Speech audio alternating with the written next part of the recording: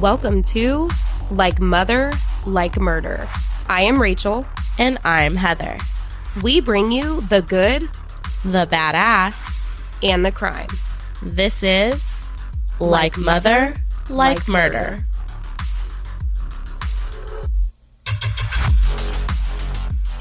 Hello, everyone. Welcome back to Like Mother, Like Murder. Did you want me to keep going? I'm supposed to say something? I just assumed you would do your... I'm just Let's start all over. I was waiting to see. We're out of practice, y'all. It's been how long since we recorded? We took 2... We did. You went on vacation and then I went on vacation. Yeah, so. Craziness. Vacations are well-deserved. Yes. Well-deserved. But I feel so out of practice here. I just thought that you weren't going to talk, and I just had to keep going. So I was enthralled by what you were saying. She got me. Okay, you guys, we're back with another Tuesday episode. And today's case is actually a recommendation. So shout out to Rachel P., who sent us today's case to look into. I just want to remind everyone real quick that if you have a case, a missing person, a murder, something unsolved, whatever it may be, feel free to reach out to us on social media. We have Facebook at Like Mother Like Murder. That's our group page. Or like_mother_like_murder on Instagram. And you can also email us at likemotherlikemurder@gmail.com. And that goes for episode recommendations, questions on something we've covered, just to say hi, whatever it is, okay? The second thing I want to say is just a little reminder. So Heather and I do check in with each other on our episodes. We have our 5 to 7 minute banter at the beginning of the episode. And so if that's not for you, that's totally fine. You can skip ahead. We have this new thing on our new platform where we can add a chapter marker into our episodes so that you can just skip ahead to the chapter where the case begins and skip out on our chit chat if you feel the need to do so. I know everyone has their preferences, right? And so that's perfectly fine. But for those of you who love to hear it, that's perfect. And we love that you're here listening to us as we chit chat with each other. Okay. And then the next thing that I want to do, because, our structure is a little different now, is we have a trailer for you guys. So we always try to promote somebody. We have an ad or a promo in every single episode. And so next Friday, August 16th, is a huge day in the pod world. Missing in Hushtown will be released that day. One of our friends, Jules, has worked so hard producing, writing, editing, all of the things. And this has been alongside the family of Jennifer and Adriana Wicks, who went missing back in 2004.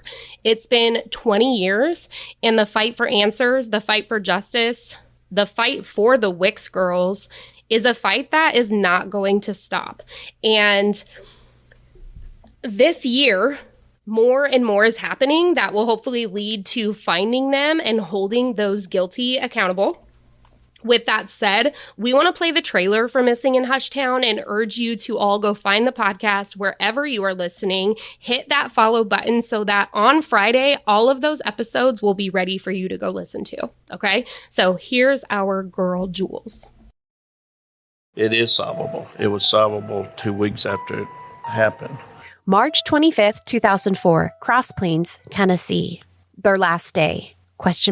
Jennifer, just 21, stands in the kitchen of her boyfriend Joey Benton's family home, where she and her 2-year-old daughter, Adriana Wicks, have been living. She has the only phone in the home in her hand and is on a call with her father.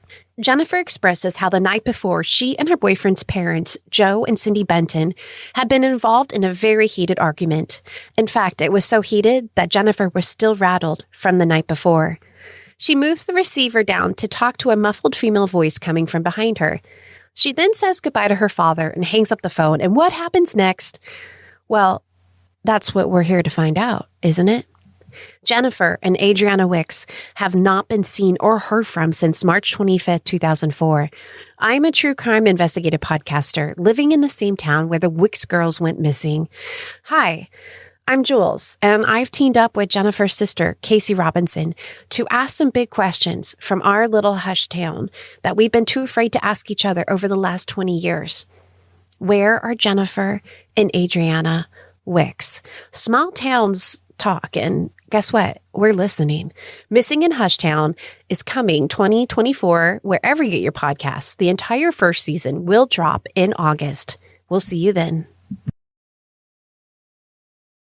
Hello, Heather. How the hell are you today? It has been a while, as you said in the beginning. It has been a while. I'm tired. Yeah. I'm tired. It has been like, a vacation, but like vacations with kids aren't really vacations. It's almost more work. And we just have a big week ahead of us. So I think I'm like also tired in advance. Like that anticipatorily tired. Yes. I'm exhausted tomorrow. I'm exhausted for tomorrow. But it's all exciting things because Evie's getting ready to start TK, and the kids are just like ready to kind of wrap up summer. And it's going to be a good time, but I am tired. How are you, my dear? You had a lot. I mean, you've traveled to like 5 states in the last like 5 days. Like, how the heck are you? It's been a lot, and it was supposed to be longer, but that got cut short. And then some of it was supposed to be a little different, and that changed as well. I'm great. It was wonderful. I got to go back to California, see my family. I was also in not 5, but 3. So I went to Nevada and Arizona as well. But you were California, Nevada, or California, Arizona, Nevada, Kentucky. So it's like 4 states. We'll meet in the middle. Yeah, it was awesome. And I love being with my family. That is the one thing when you move cross country, you just miss them. That is the main thing. And so it's nice that I get to go back, and it's also nice knowing that my parents will be moving here in 1 month. So that's beautiful. That is a beautiful thing. Was a beautiful thing. Yes. And the most and I got to see Heather for a second. was me. I was going to say, like, where's my shout out? Like, you got to see me. No, I was so happy to see you. And did you go back to your house to say bye, or your dad was just like, no? Yeah, so my dad was like, no. And my dad had a dentist appointment, and we dropped him off. And then me, my mom, and my daughter did go back to my home. So for everyone listening, I lived in this house my whole life. Your entire life. My 32-year-old or 32 years of my life. And yeah, I got married. I didn't live in it here and there, but that was my home. That's my home. And so they sold that, and they're coming here, and it's an amazing thing. But I wanted to go see it. And as soon as we pull up, my mom was just going to keep driving. I'm like, stop this car. Stop this car. Kenzie got out. She ran up, just gave it a big hug. And I just instantly was like, oh my gosh, this is crazy. This a lot is crazy. Of moments in that house. I first met Kenzie in that house, right there in your living room. Yep. On the couch. So beautiful. Yeah. So beautiful. So we got to do that. And for everyone that was like, oh yeah, you got to go spend some time with Heather, I stopped by. We were there for an hour. The most important thing is it was long enough for me to make her a coffee. Yes. Long enough for us to check in on some plants. Absolutely. Long enough for me to get one of the Crime Con shirts that I left with her back in May or whatever.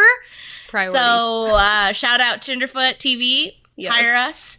Yeah, it was a good. I'm just glad I got to see your beautiful face in person. Yeah, it was very, very nice. All right. Well, if you are ready for this, I have this episode that Rachel told us we need to do, and we're about to get into it. I'm ready. All right, let's do it.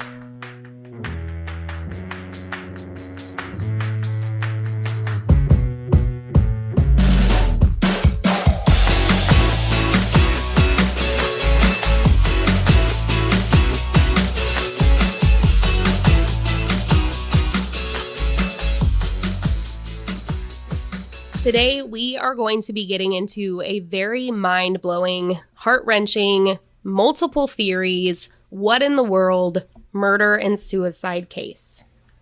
Oh, trigger warning. Snap. Oop, already snap. Trigger warning moving forward, since we will discuss that later in the episode. So if that's something that you need to skip, we will talk to you guys next week. That is perfectly fine. We're going to start by talking about Amber and Josh Hilberling, who they were before and who they were together. Amber Fields was born in October of 1991 in Missouri to her parents Michael and Rhonda Bowers. They moved when Amber was young, and she was raised in Tulsa, Oklahoma. She had a very busy, active upbringing. She was involved in soccer, volleyball, track, and dance. She was athletic, but she also liked to dress up and do her makeup. Her family was very known. They were very well known in the community, and they were very well off. Her mother was a nurse, and her stepfather was a plastic surgeon. So I should have said her mother and father, they did end up getting divorced, and Amber stayed living with her mom, who eventually had remarried her stepfather. Amber ended up meeting Josh Hilberling, who over time became a couple and got married. Josh Hilberling was born in 1988 in Oklahoma to his parents Patrick and Jean Hilberling. Josh is talked about so highly by his parents about his kindness and his love for others and always putting others' needs above his own. He grew up with 3 brothers and 2 sisters. Big family right there. Mm-hmm. He played on his high school football team, and after high school, immediately, he enlisted in the United States Air Force. In 2008 is when Josh and Amber met at a Halloween party for the first time. Fast forward a couple years, we're back where it started, right? They became this couple and they ended up getting married. This all happened pretty quickly. One of the reasons that this happened quickly, as I mentioned, Josh joined the Air Force. And so that's something that you see often, right? Mm-hmm, where a couple, they will get married for many different reasons. Maybe it's so that the wife can join her husband on base and live the on-base living with them. Maybe it's so that they can receive insurance benefits from her husband. Maybe it's because they're madly in love and they make the choice to want to spend the rest of their lives together. Either way, Josh and Amber end up getting married so that she could follow him to Alaska, where he was going to be stationed at Eielson Air Force Base. Do you know if I said that right? It sounds right. It's so funny because I was like, there's only one base in Alaska. Yeah. And so usually it's just like, oh, the base in Alaska. I actually had a friend who, when we were stationed in New Mexico, we moved to we moved to California, and her family moved up to Alaska. She used to send me postcards about their, what do you call it? The Aurora Borealis. So I never even knew the name of the base. It was just the Alaska base. Yeah. It's EIELSON. So I just said Eielson. I hope I'm saying that right. That sounds right. That sounds right. It sounded right to me. If it's not right, well, right now it is. So after a very short amount of time of them being there, Josh was actually discharged. He was honorably discharged, which maybe you can help me understand this because I don't understand it. From the reports, he was discharged because of drug usage. And from the talks, things that I've heard is that he was selling drugs or at least trying to sell drugs. So do you know how that would be? I have no idea how he'd be honorably discharged. Yeah, that doesn't make any sense to me. Okay. Yeah, that was confusing. Why he would get an honorable discharge on that. So you guys stay tuned. I'm going to need to look into that and see how that works because it really is confusing to me. Either way, he was discharged and Josh and Amber come back to Tulsa. When they got back, they were staying with Amber's mom, but that ended pretty quickly as well because Amber's mom, Rhonda, said that she found Josh doing drugs in the home and that's something, it was just like a hard no, unacceptable. And so that is when Amber and Josh moved into a skyrise apartment complex, which is where this crime that I'm going to be talking about today takes place. And this skyrise apartment complex, so this was actually in her parents' possession. They owned this apartment complex or rented it because...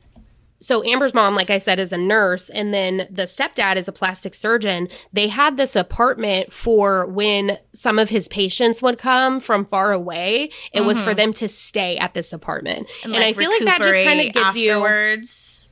What? Like recuperate after the surgery or something? Like, yeah. Okay, gotcha. But I think it really does just show, like, to me, that seems like they're doing pretty good. Oh, hell yeah. If they can just have an apartment, a skyrise apartment that your patients get to go back to.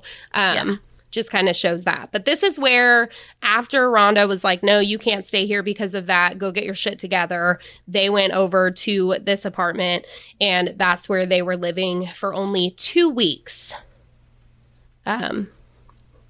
before this took place.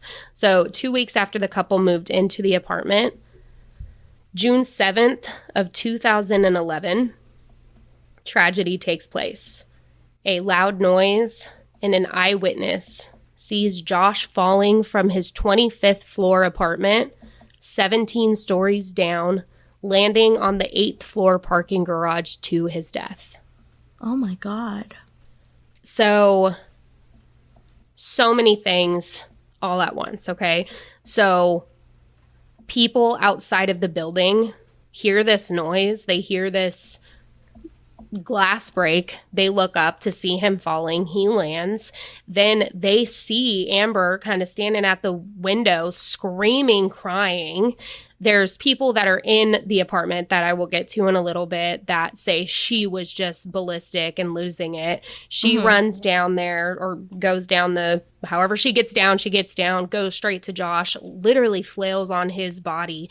It's horrific how they explained that it just looked like clothes on the ground. That's how much his body had already been impacted by that fall.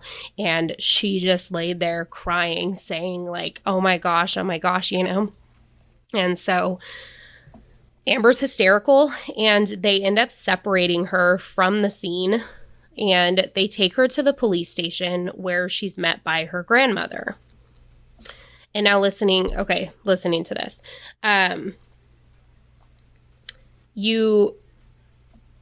I understand taking her from the scene, separating from his body, and just getting her away, because how tragic is this? And you know what? I actually forgot to leave out a very, very important I did leave it out. I forgot to say a very, very important thing. Amber's 7 months pregnant right now. Oh my gosh. 7 months pregnant with their soon-to-be baby boy Levi, and this happens. So not only is this awful thing, but on top of that, you're pregnant with all of these emotions, all of this, okay? Yeah. So they take her, and they end up taking her to the police station. Her grandma goes over there and meets her, and they're just there, and they're talking about what just happened, and her grandma's there to be her support system. And again, they're just having this conversation in this police room. She wasn't read her rights. She wasn't asked to come in for a statement. She was just sitting in the room talking with her grandma. Okay. But the cameras were on. She was being recorded, and the things that she said in this room would be used against her. So what do you think about that before I get into what was said in this conversation? So I think that, a few things. Like, clearly at this point, they have no reason to, like, seemingly they have no reason to, like, suspect her, put her under arrest, or even bring her in for questioning. So they have no reason to, like, read her rights, or, you know, say, like, you don't need to talk. The other part of it is that, I mean, I think it all depends on the state you live in and the rules in that state. But you walk into any building, really, and depending on the rules, like, you know, you've seen it before where it's like, smile, you're on camera, or like, this building is being recorded. Right. When you voluntarily, which it seems like because she could have said, no, I'm not going. if, it seems like they didn't put her under arrest, but she walked into that building, whether or not they informed her, whether or not that's the rule, you kind of know that, like, okay, it's almost like signing a waiver. Like, I'm walking in here. It's a police, police station. There's people around. It's not illegal for them to be listening and or potentially recording, depending on what the circumstances are. So, yeah, she could,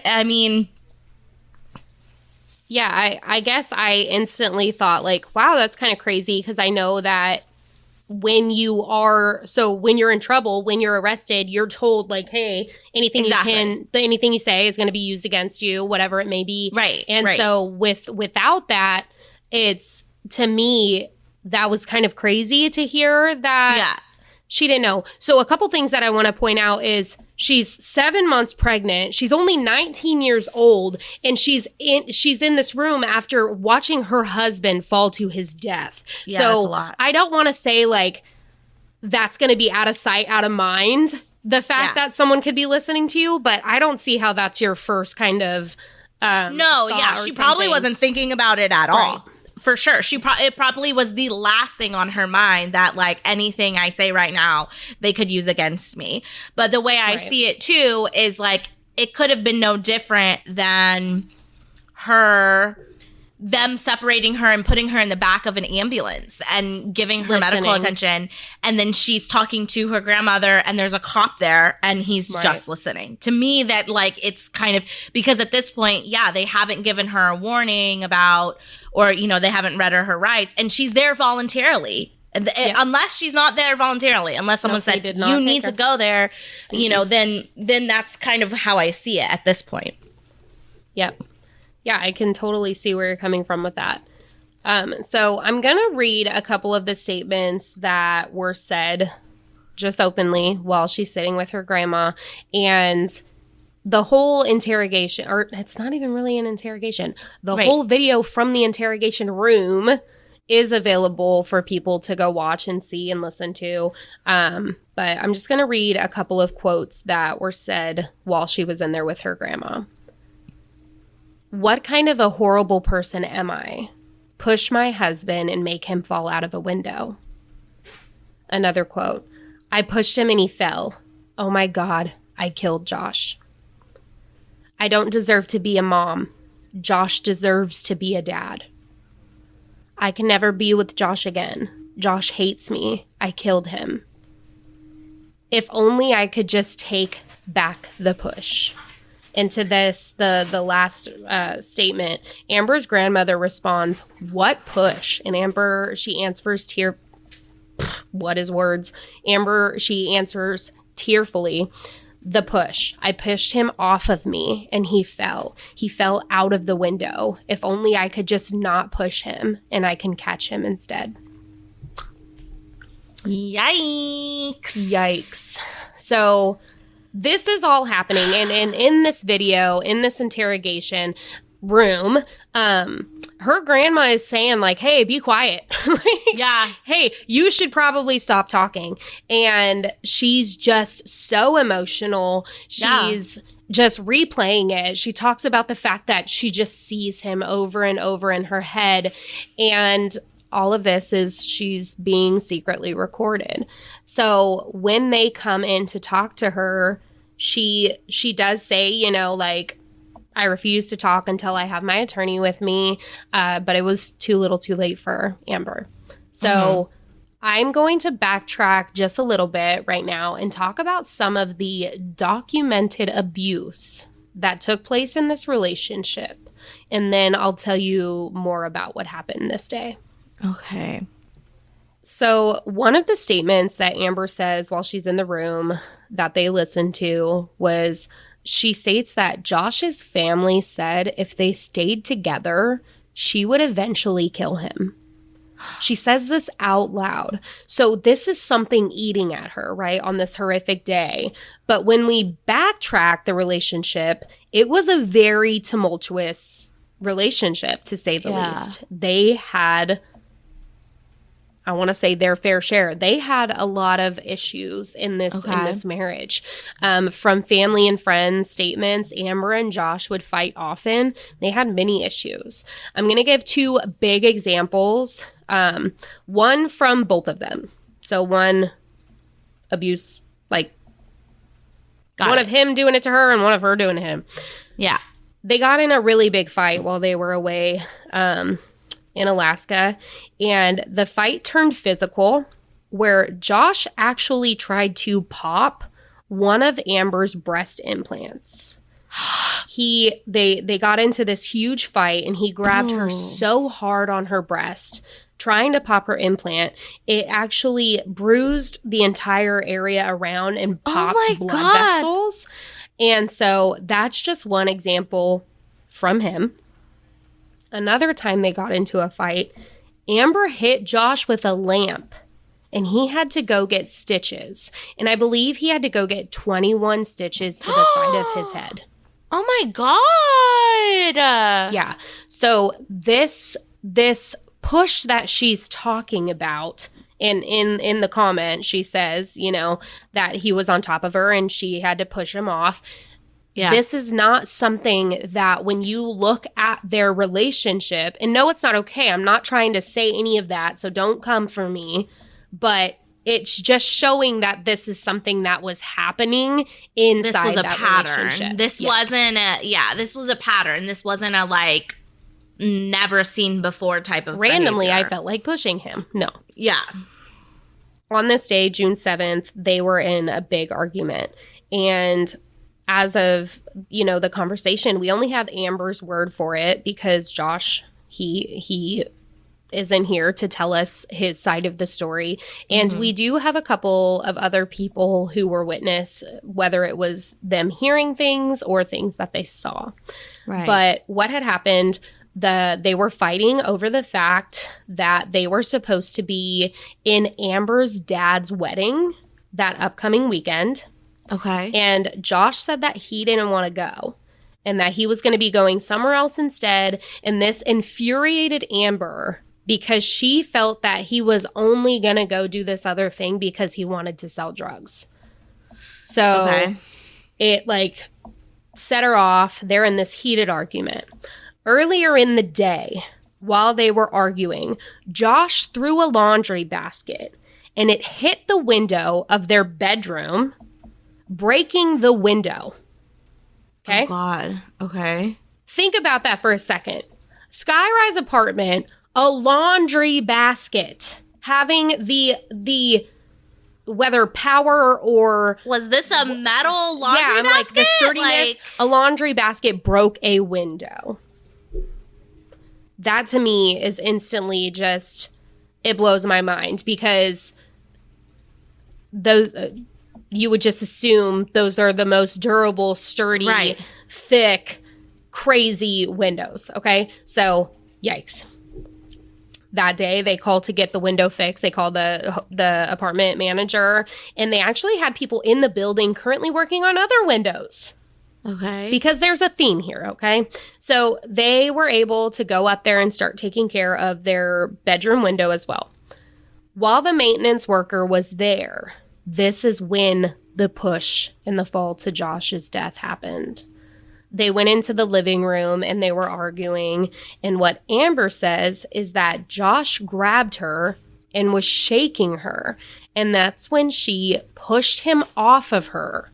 He stumbled backwards, hitting the window breaking, and him falling 17 stories to his death. That to me is... So I have a few thoughts running through my head. One, what's wrong with these windows? What's going on at this apartment complex? If their apartment isn't the only one that's having problems with windows, okay, there may be something going on. So where's the responsibility there? Two, a laundry basket being thrown into a window, causing it to break. I don't see that. Unless you have some fancy laundry basket that's like I said, metal or something. my laundry baskets break just from me picking them up with like laundry. Like I can't imagine it breaking a window. And then her pushing him stumbling back and then breaking the window. She's also pregnant, so it's not like, I mean, how much force could she actually use to push him back to the point where the window breaks? I don't know. There's just like a lot. It can't all have just been one thing, right? This seems like there was a perfect storm almost. Yeah. And I'll talk more about that when we come to the trial and stuff like that, because obviously this is all conversation that has to come out, and they replay it over and over and stuff like that. So we will get into that. So again, we're back at this point in time after that fall where she's hovered over his body and they take her from the scene. And so she's in that room talking with her grandma, and the officers come in and they place Amber under arrest because of what they heard. She was bailed out by her mom the next day, but this was just the beginning of what would be, what would lead to Amber's stay in prison. Amber was in and out of jail throughout her time. So again, when this happened, she was 7 months pregnant. She's bailed out by her mom. They're in and out of different court dates. She has her baby, a little boy named Levi. And she's eventually she's given an ankle monitor. She ended up getting arrested because of the ankle monitor, because they said that she would intentionally let it die. Which she said she wouldn't, but she's like, she said she wouldn't, but then they kind of show how loud the ankle monitor, the beeping is when it's about to die. So there's no way that you don't know it's going to die. I mean, but I've been a new mom. I mean, come on. Maybe, but that's why she probably drowned it out. She didn't hear it because you're just like so over and you block everything out. Yeah, maybe. So on to the trial. Amber was being perceived as this wealthy, have-it-all, abusive person in the media, in the tabloids, in the courts. I'm not saying that that's not true, because as I mentioned, she did come from a very well-off family. She had this good life from all accounts. From what I mentioned earlier, she had reports of being abusive. And she was also receiving it. What I'm saying, from what I've seen and gathered from the coverage, is that it was very one-sided. Josh was being shown as this Air Force veteran taking this abuse without also showing his abuse, his discharge because of drugs, that kind of a thing. And so one of the pictures, I know that when I first looked into this case, the first thing when I typed her name, you see this picture of her. She's wearing this white blouse. She's a beautiful, she was a beautiful girl, and she has this long dark hair, and the shirt in this article, or in this, I just want to say this was probably all over every single magazine at the grocery store, where it looks like the shirt is too small and she's trying to show off all this stuff. And that's what they were focusing on. So like, whether someone is guilty or not, like, that is for, the jury or judge or whatever to decide. Like, can y'all just leave it until then? And that if things were reversed, they wouldn't be sitting there telling a man that he's wearing too tight of a shirt or too tight of jeans, and or that he's popping his booty out. You know what I mean? It's just such a double standard. And it's one of those things where you look at the photo and it does truly look like she's just trying to pull her shirt down. When you get up and your shirt's all whatever and you go to pull it down. So it's probably in that moment. I don't know. I don't know if she was doing something on purpose. She's probably just trying to go look her best and make it through what was this horrific day. And And I'm sure a lot of you, if you're listening, there's going to be the people that think she did this 100% on purpose. And you can think that. There's going to be the people that think that this was not on purpose. And maybe that's where my head is, which we'll talk more about it in a little bit. So Amber's trial begins. Amber was offered a plea deal at one point that she was offered to receive 5 years in prison in exchange for a guilty verdict, but she refused. She was so set on the fact that she didn't want to take that deal because she didn't mean to kill him. Her statement is that it wasn't her intent and it was all this big mistake. But unfortunately, that push led to his death, and that led her into this courtroom. It came down to whether or not the trial would take place in Tulsa. You know, they had this conversation back and forth because of how highly publicized it was. And it did. It did end up taking place in Tulsa. The statements in the interrogation room were admissible, and none of the abuse from their relationship would be brought up by either the defense or the prosecutors unless Amber brought it up first. And he said that the drugs didn't need to be brought up because they weren't relevant to the push. So Weren't they fighting about it, though? Weren't they fighting about it, though? Yeah. I literally wrote right here, what do you feel about that? Because I mean, okay, so, like, they were fighting about it. So here's how I feel. Like, if something truly is irrelevant, like, I understand the reason for not having it admissible. But in my opinion, what I feel about that is the prior instances of physical violence is, for both parts, is important to talk about. Not only to show that, like, it was a pattern for both sides. It's important to, like, indicate there's a pattern here of physical violence, and, like, the drugs, the maybe you don't have to say specifically. I mean, I think it is relevant only because that's what they were fighting about, and if that's what they had fought about in the past, that's also relevant. I mean, selling drugs isn't necessarily like a violent crime, right? It's not considered like a violent thing. But if that leads to violence, then you can see why. But, like, I don't understand why. The drugs, maybe I can see, but the past patterns of abuse, I don't see why that wouldn't be a relevant part of this case. Agreed. A couple things that I want to discuss about the trial without getting into everything, which they do have full coverage. There's so many other podcasts that you can go listen to that do an amazing job at covering the whole thing in great detail, which we're not going to do here today. We're doing a just coverage on it, but not fully detailed like that. But I do recommend you guys go listen or read up on that. So I'm just going to bring up a few things that I kind of picked out of it to talk about today. So one of the things is that witnesses say that they could hear running around the apartment before the fall. And they believe that Amber ran full speed and intentionally pushed Josh out the window, knowing that it would break and fall to his death because of the window breaking earlier with the laundry basket. So they believe that she had this time after they fought and argued, and after knowing that the window had broken, that if, while they're fighting, while they're arguing, he was in this perfect position, that she just ran up on him and pushed him as hard as he could into that window.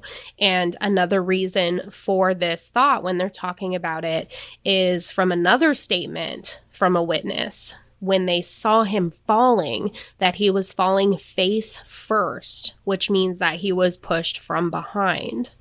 And remember, in her statement, she said that he was grabbing her, and that's when she pushed him off. And so therefore, you can think of it in that moment. If he's grabbing her and she pushes him, he's falling backwards, yet the witness said that they saw him falling forward.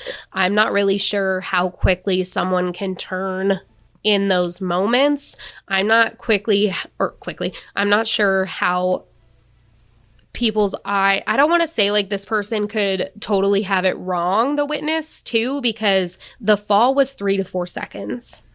So it was a very, very fast fall. So to hear that noise, look up, you have like this one glance. And that's traumatic. That's embedded in your brain. So I can totally see how this person would see them coming, whether it's face first or backwards. But those two things kind of go against each other with her statement and how the witness is saying that he was falling face first out the window. So in the courtroom, they actually had someone come in and they tell Amber to get up and push him as hard as she pushed Josh. And so she gets up and she goes over there and she really doesn't push him all. The dude doesn't even budge. He just stands there. And one of the things is Amber was 5'5" and Josh was 6'5". So he's a big dude. And the way that she pushed this guy, you can think of it as this guy's ready for her coming, right? So maybe he's bracing his body differently, whether or not he's supposed to be, who knows. But the fact that he didn't move the way that she pushed kind of, it's hard. It's crazy. Yeah. It's so hard. So we're going to go back to the fact that they weren't alone in the apartment. Right. The maintenance worker was there when it happened. And his statement is that while he was there, he actually feared for Amber's safety because of Josh's behavior. Yeah. So that to me is just a little bit telling of, I don't want to say like gives her this self-defense kind of but it's showing the other side of the story. Correct. Yeah. Like competing eyewitnesses here. Yep. Yes. Ooh, which one of these do I want to do first? Ready, set, say A or B? B. Okay. Something that came out as well is text messages. So both families talk about how both Amber and Josh were talking about getting divorced. It's very evident they had some problems in their relationship.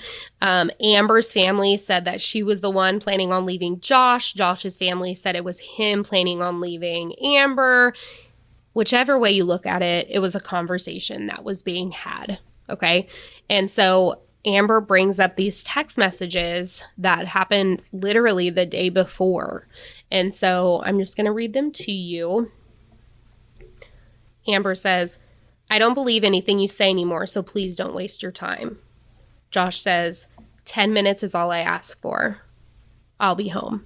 She said, "This is not your home. You're just staying here." And he said, "I want to have a home with you. I'm sorry. I've been such a shit. I'm done of complaining and always trying to spend my time with my friends when I should be home spending it with you." So to me, it looks, she's trying to prove that he was trying to be there and or saying that he's trying to be there and she was trying to leave type thing. In this apartment, he had his bags packed and she was kind of saying that she's the one who packed them and was kind of like, get out, Yeah. And that's when the fight took place and he was grabbing her and she had this moment where, she's 7 months pregnant, get off of me. And that's when that push took place. So the next one, which was the A you didn't choose, I'm glad that we saved this. I need to bring up the fact that they brought in a window expert. Okay. This window expert talks about the windows in the building. So when Josh fell from this building, the building was 46 years old. The windows were the original windows in the apartment. Okay. So 46-year-old windows. Mm-hmm. And the window expert says, no joke, the windows were the glass that you would find in a picture frame. He said that the glass would break at a moderate impact. So in one day is a laundry basket and then Josh's body. Isn't that insane? Wow. That is so scary. I never even thought that it would be possible for a building to even big. Yeah. And I mean, I guess 46 years ago, but at some point, a safety violation had to have been done where it's like, no, you must replace all of the windows in this building. Otherwise, you cannot let people rent it out. Like, you would think that at some point, like, they had to have done that. Isn't that wild? That is so scary. That blew my mind. Like, when I saw that he said it was the glass from a picture frame, I just was like, are you freaking kidding me? Are you kidding me right now? And you think about, like, so, like, if one thing, like, glass in a picture frame, it's inside your house, like, up on a shelf. Like, these are windows that are, like, being exposed to the elements on the outside. Right. Like, you've got, like, sun beating down on it, rain beating down on it. Like, who knows? Hail. Like, these are not, like, so if it is that glass that thin, not only is that, like, thin as hell, but, like, it's exposed to, like, the environment. So making it even weaker. That's I've broken so many picture frames. Just from dropping, falling, whatever it may be. So same. That, like, I mean, how many times, like, if you think about, like, the picture frames that, like, stand up and, like, let's say just fell forward, how many times has that cracked the glass in a picture frame? Yep. Not even, like, fall from a shelf, just falling forward, like, less than a foot. Like, that's scary crazy. It's so crazy. And to me, that makes me just look at this altercation between the two of them so differently, too. For sure. But I can see it in both ways. Maybe if she found out that it was that small and she pushes him on purpose, she knows. Maybe they push each other every 5 minutes and they're always bumping into something. And this time it was perfectly where the window was. It's not okay. It's not okay either way. But the fact that this window played such a big part, because for sure, if it wasn't this thin ass window, maybe they would have just gotten in this fight. He would have left. Yeah. Yeah. You know, but so one of the things is that when I was telling you about the plea deal, Amber's family, so her mom was actually suing the apartment complex and the windows for safety violations or whatever I can see as that, well. Yeah. And so that is one of the reasons that, and I mean, everything will be sourced, but I don't know whether or not how true it is, but her not wanting to take the plea deal, because if she would take that guilty verdict and take that plea deal, it would go against out the suing. Yes. Yeah. Correct. Mm-hmm. So that's one of the reasons, is maybe, you know, she thought her family would be getting this money and she wouldn't be held accountable for it and whatever. So just freaking awful. Okay. Yeah. With all of this said, sorry, one last thing, the way I kind of say, like, this is what's so hard, because like you said, I mean, she never should have. Okay, so we all know there's like however many sides to the story, right? But it's like, you think about what it really comes down to is, like, even if the window wasn't there, because there's been plenty of times, right, where you, like, let's say they were in an altercation, she pushed him in the window, and it wasn't that he fell out of the window, but he stumbled back and cracked his head on a table. I mean, she hit him upside the head with a lamp and gave him 21 stitches. Exactly. So to me, like, that seems more threatening than a push. Exactly. But when the push leads to falling out a window, it's definitely different. Yeah. And that's the thing, too, is, like, she could have, like, let's say they were on the other side of the room next to the coffee table. She pushed him. He stumbled back and hit the back of his head on the coffee table and died, right? So, like, in that instance, like, take away the window, because it could have been the exact same situation, but take away the window. How do you see that situation, right? And it kind of, for me, it goes back to, like, but again, we only have her word for it. Like, the self-defense part of that, you know? That's crazy. Okay. That what part else? is crazy. And then to find out that she was found guilty of second-degree murder, and in 2013 was sentenced to 25 years in prison for murdering her husband based on that. And the way that you just said it, too, is like, if you that circumstance where it's a table, you hit your head and you die. Do you think someone's getting 25 years in prison for that push?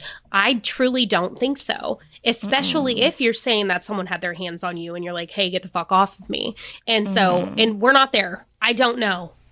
Yeah. But to me, how this happened and her getting that still just kind of blows my mind. All right. Especially too, and again, I feel like some of that is coming from the fact that they did not talk about the previous violence in the relationship. Right. Right. Having not talked about that definitely leads to a change in that sentencing, for sure. And like, I mean, say what you will about, obviously her hands aren't clean in the abuse either, but like, she's pregnant.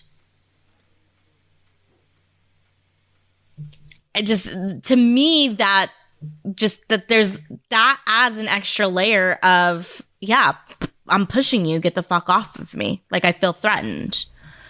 That's how I see it. And ultimately, you want the person to just leave. You want them to walk away. You want them to get out. She was telling him that based on the text that I'm seeing is like, this isn't your home. And he's like, well, I want to come have a conversation. And who knows? If drugs are involved, you don't know how that person's acting. So for that witness that was in the thing saying that they felt nervous for her, that is telling to me as well. So that's crazy. But we're going to move forward. All of this is to have this conversation because it's crazy to me, in my opinion, that she got 25 years. But that's not it, because October 24th of 2016, Amber's mom, Rhonda, receives a phone call from the jail only hearing she's dead. Can you imagine this phone call? No. Oh, no. My God. And then Rhonda spends the next amount of time trying to figure out what the hell to see a news report on her TV saying that her daughter was found hung in her room at the Mabel Bassett Correctional Facility by the cord of a curling iron at 25 years old. Oh my God. So, as crazy as this is, that this would be the end, and it's tragic and awful, right? Levi, or her son, being left with neither parent in this murder, supposed suicide, okay? It's bizarre because, so where she was, first of all, when I read this, I don't know how you have a curling iron in fucking prison, but where she was, like, she was talking, her mom has done a lot of statements. Her mom is very vocal that she would have never taken her own life, that she was ready to try to take on every plea deal. She's done numerous different interviews, which you can see on, I don't know, all the different show titles or whatever, but Women Who Kill. Like, Amber was, like, fighting her case, basically. Yes. Yeah. And so, like, it, like, to her mom, it didn't make any sense that she was just gonna, like she seemed like she was, like, she was, like, ready to keep fighting. But then, like, the opposite side of that I see, unfortunately, is, like, she's fighting. She's putting exhausting on this, like, brave face. Yeah. She's exhausted. She doesn't see another way out. And that can take, all of the fighting takes just as much of a toll, right? And so that's, but damn. Well, and her mom talks about that even the night before this phone call happened, because this was October 24th. So the night before, she was on the phone with Levi saying, I can't wait until the day I get out. And what do you want to be for Halloween? And he's saying how he wants to be Batman. And she's like, I'll be your Robin, stuff like that. And just the planning, to make that happen. And you're right. Like, you can be planning and saying this to people and have that internal struggle and absolutely do something different than what you're telling the world. Right. But Rhonda and her family believe that Amber didn't commit suicide and that she was murdered and it was a cover-up. Oh my God. So here's a few things to think about. A dated letter was received at KTUL days after her death that she had sent out in agreement to do an interview. So she had this plan to do an interview, which I find weird. I truly, it's so hard for me to think that people would take their life when they have plans. Not saying it doesn't happen, just find it weird. Then something crazy. Okay, so other things start coming out, different statements from different inmates and stuff like that. And people come forward saying how they didn't like Amber because she pretty much like got things that they didn't or had things that they didn't type thing. Like a curling iron? Like a curling iron. Yet other statements come out where Amber was being abused by the guards and that people didn't like her. One of the things that was said is that Amber was forced to wear a dog muzzle while she was out in the yard, just out of humiliation. And that every time that she was next to a window, they would push her and make comments of what she did to Josh. Okay, so that is horrific.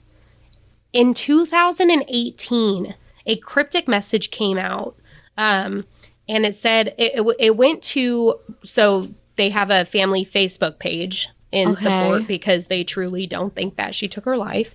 Okay. And this cryptic message went to their Facebook page and said that the facility covered up Amber's murder and that she was murdered by another inmate named Patricia Rucker.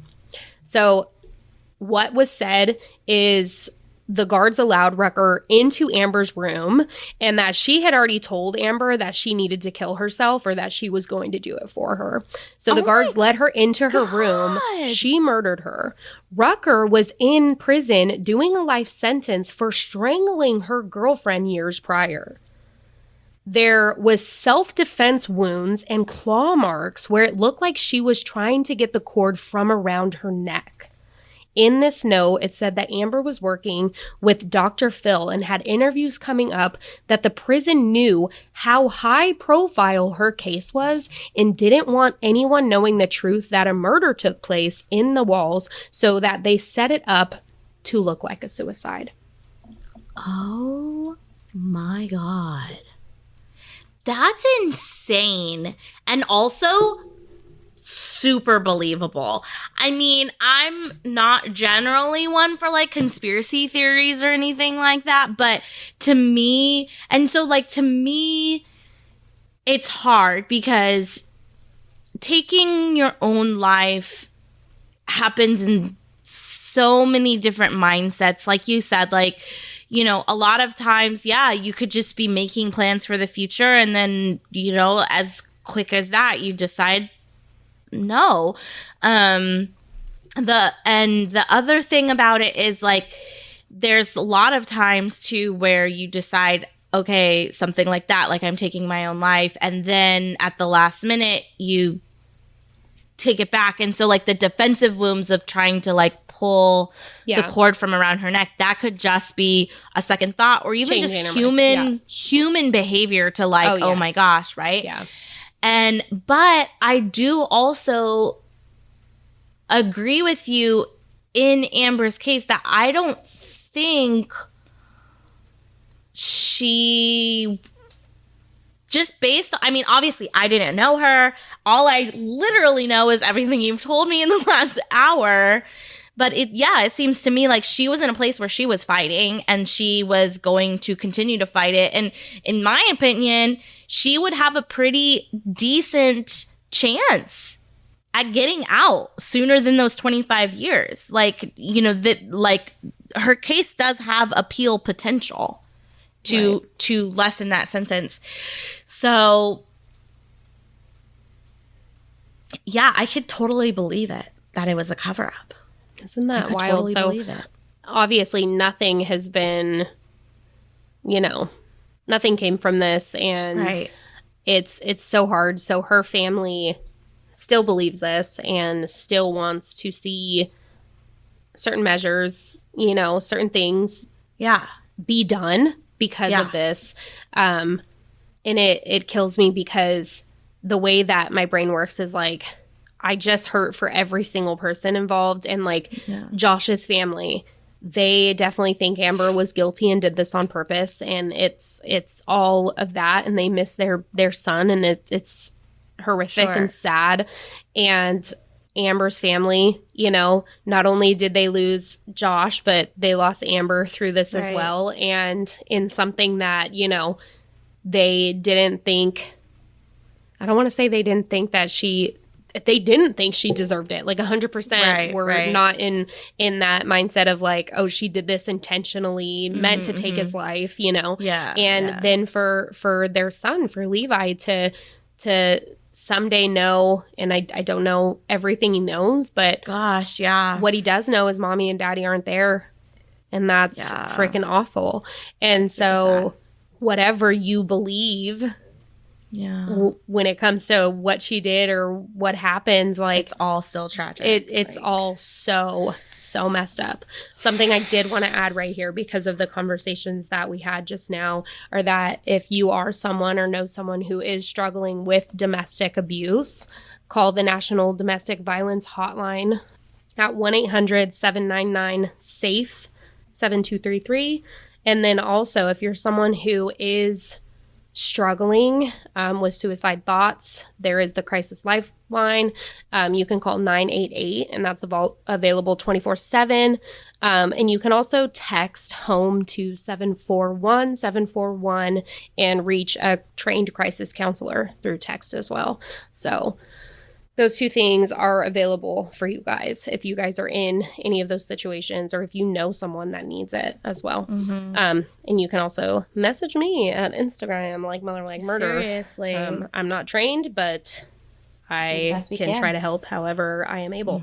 But yeah, that's the story of Amber Hilberling and Josh Hilberling and the death, murder, suicide, murder, whatever it may be. Yeah. It is absolutely crazy. It just blows my mind. That is so crazy. And I would love to hear what people think, and if there's other things that you guys saw or heard or know that I don't know. I know, Rachel, you recommended this, yet you never told me your stance on it. I would love to know where your head's at. If there's stuff that I didn't bring up or things that you know more about, please send it my way. Evidence that points one way or the other. Yeah.